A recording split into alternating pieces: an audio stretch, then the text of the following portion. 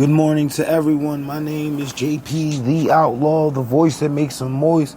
Here to give you my preview and predictions for Great Balls of Fire. That is a bullshit name for a pay-per-view. So I want to start off this predictions a little different.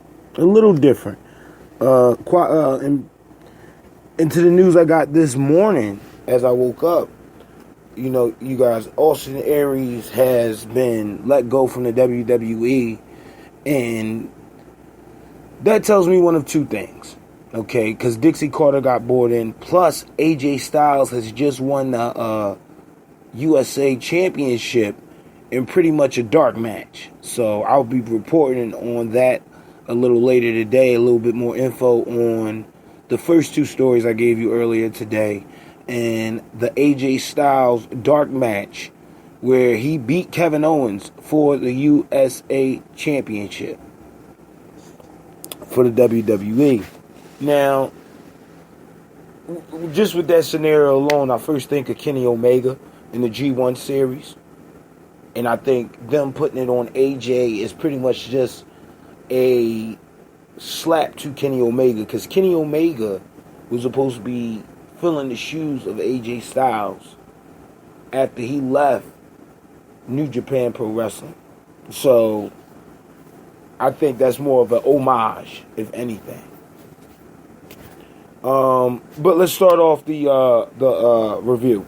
Kickoff show.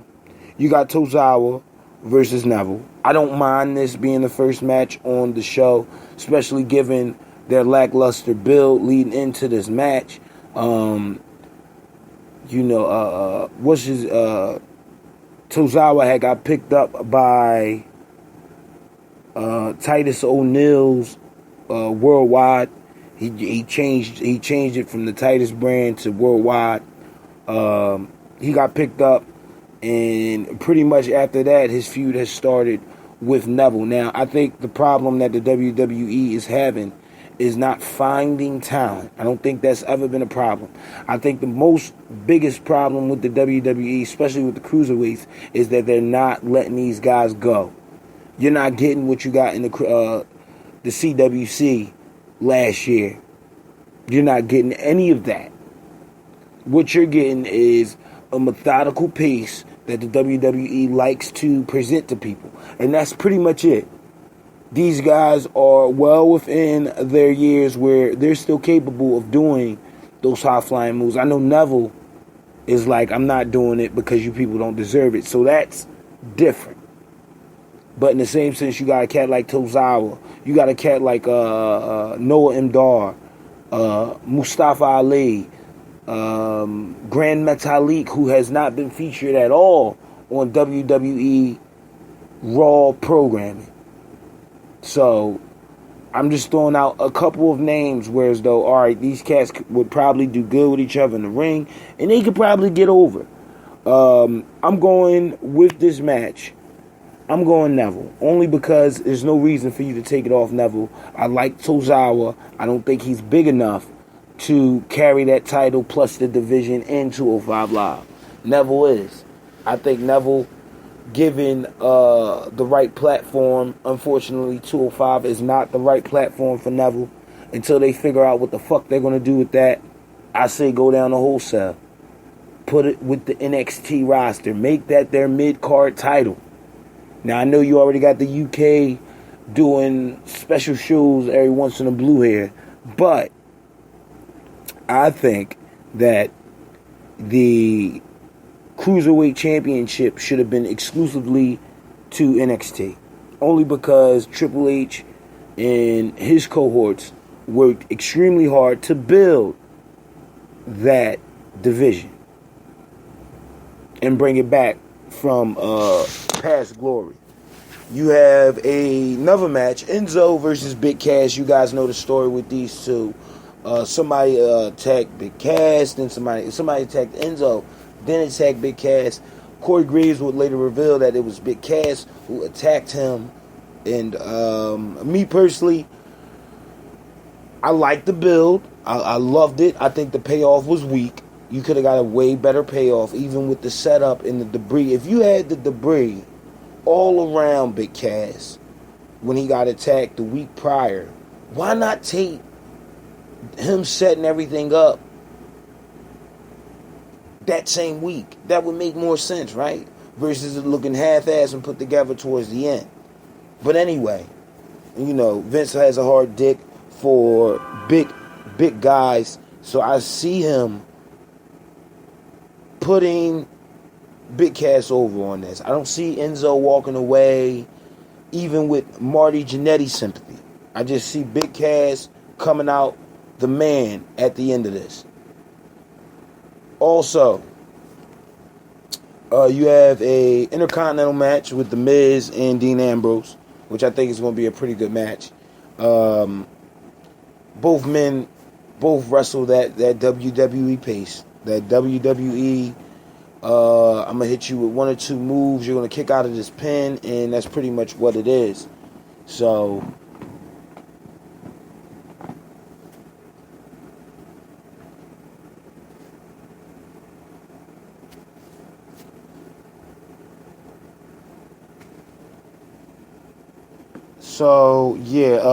my thoughts on Dean.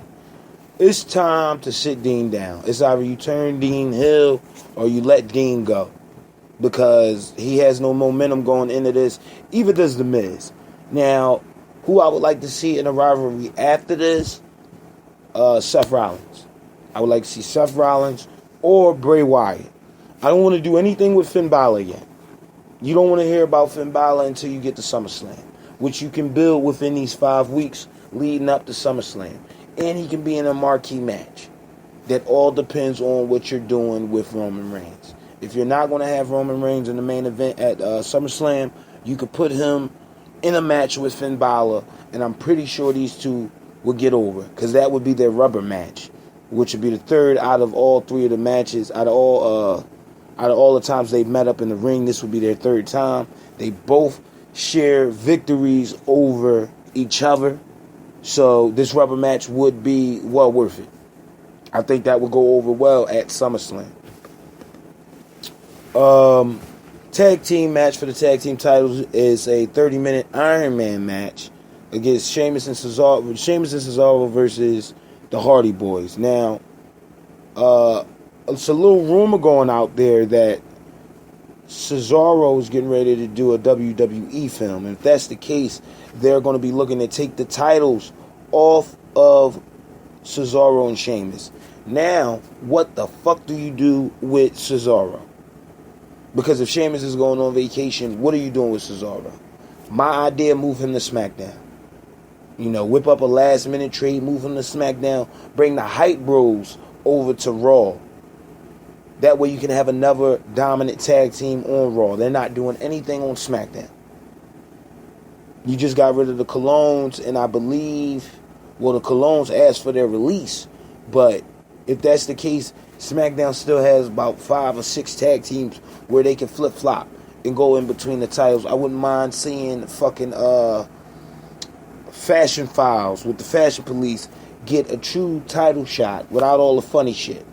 Even though I like them with the funny shit. I just don't think they should be doing that shit in the ring. But I'm going Hardys with this only because what else are you going to do with the Hardys? If you're not going to break up the Hardys and push Jeff or Matt or both, then why not have the titles around already a solidified tag team? They already have their shit is written down in gold. You dig me? So why not put the titles back on them? They could go up against the Revival leading into SummerSlam, which I think would be a great match. First time ever. I wouldn't mind seeing it. And everybody's healthy. Dash Wilder just came back from injury. Why not? Seth Rollins versus Bray Wyatt. Now, my thing with Bray and Seth, obviously they had nothing to do, and they put these two together. And I don't mind that. I really don't. I would rather see them on the card versus not be on the card like they did Finn Balor. Which, in my mind, I know they're going to have a Finn Balor segment somewhere on the show. Because you can't not put him on the card. Same with Elias Sampson. He's a worker. You can throw him in there some way, somehow. It wouldn't surprise me if you have him interrupt an Elias Sampson promo where he goes out there with the guitar and Finn Balor interrupts it and cuts a hell of a promo. That's how I would do it. You have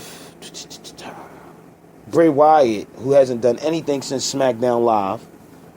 And I feel as though Seth Rollins, after beating Triple H at WrestleMania, has just been stagnant.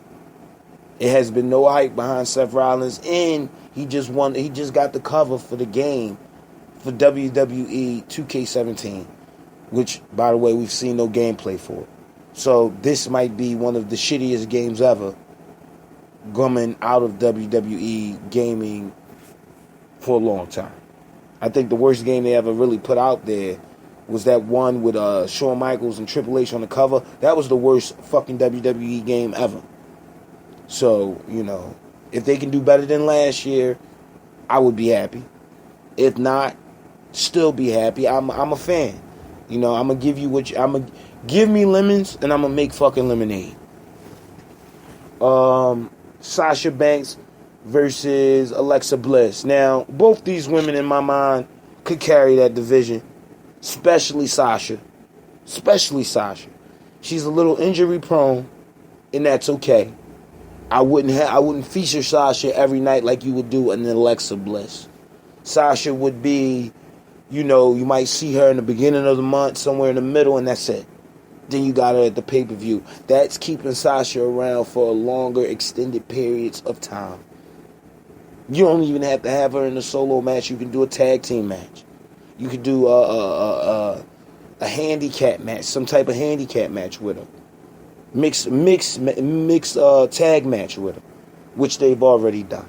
So, with that being said, I like the work Alexa Bliss is putting in the ring. I think her and Nia Jax is a 5-star feud waiting to happen. If they decide to give Nia Jax the ball and let her run with it, I think she should be the woman that takes the title off of Alexa Bliss. Because Alexa Bliss has already showcased her to intimidation.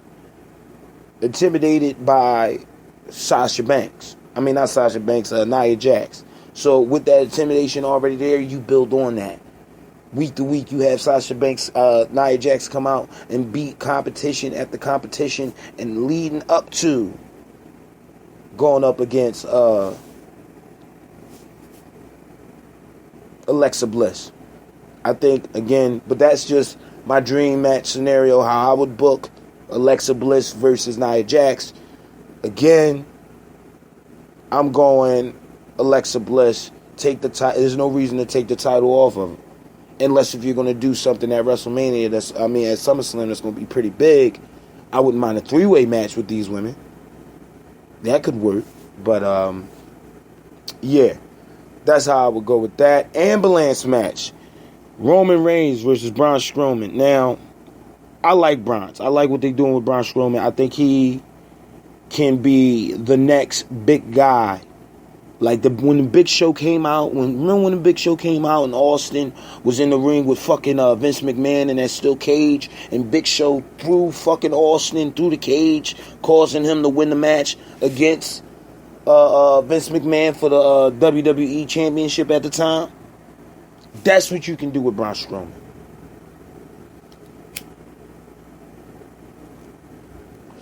I don't think he's big enough yet to have a decent solo run. Don't get me wrong. Outside of this feud with Roman Reigns, what else do you do with Braun Strowman? Samoa Joe? Maybe. I wouldn't mind seeing it. But then again, who do you put over? That's what I'm trying to figure out here. Even in this ambulance match, I want Braun to go over. Because again, with all the build leading up into his injury, Braun Strowman looked quite dominating. Outside of that dumbass loss to Kalisto in a garbage match. I don't know what the fuck they were thinking then. And I still don't now. But outside of that loss, Braun Strowman has literally been a breakout star for this year. if they keep building them right. If they keep building them right.